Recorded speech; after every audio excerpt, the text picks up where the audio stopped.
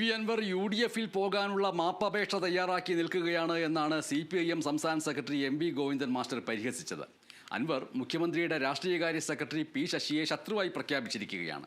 ശശി പറയുന്നത് കേട്ടാണ് ആരോപണം ഉന്നയിച്ചത് എന്നാണ് ഇപ്പോഴത്തെ വാദം. അർത്ഥമില്ലാത്ത ഈ കാര്യത്തിന് എന്തിനു മറുപടി പറയണമെന്നാണ് MV ഗോവിന്ദൻ മാസ്റ്റർ ചോദിക്കുന്നത്.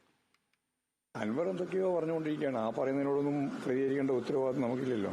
അദ്ദേഹം പലതും പറഞ്ഞുകൊണ്ടിരിക്കുന്നുണ്ട്. അയാളുടെ ഏറ്റവും പ്രധാനപ്പെട്ട ശത്രു ശശിയാണ്.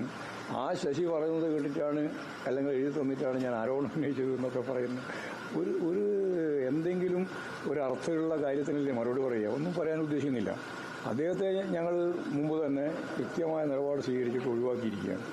എങ്ങനെയാണ് UDF-ലേക്ക് കയറുക എന്നുള്ള കാര്യം സംബന്ധിച്ച് മാപ്പപേക്ഷ കൊടുത്ത് നിൽക്കുകയാണ്. ഞങ്ങൾ മുമ്പേ പറഞ്ഞതാണ് അദ്ദേഹത്തിൻ്റെ അഭയ കേന്ദ്രം അതല്ലാതെ വേറെ ഇല്ല. അതിപ്പോൾ തൃണമൂൽ കോൺഗ്രസ് എന്നോ DMK എന്നോ മറ്റേതെങ്കിലും പേര് പറഞ്ഞതുകൊണ്ട് യാതൊരു കാര്യമില്ല.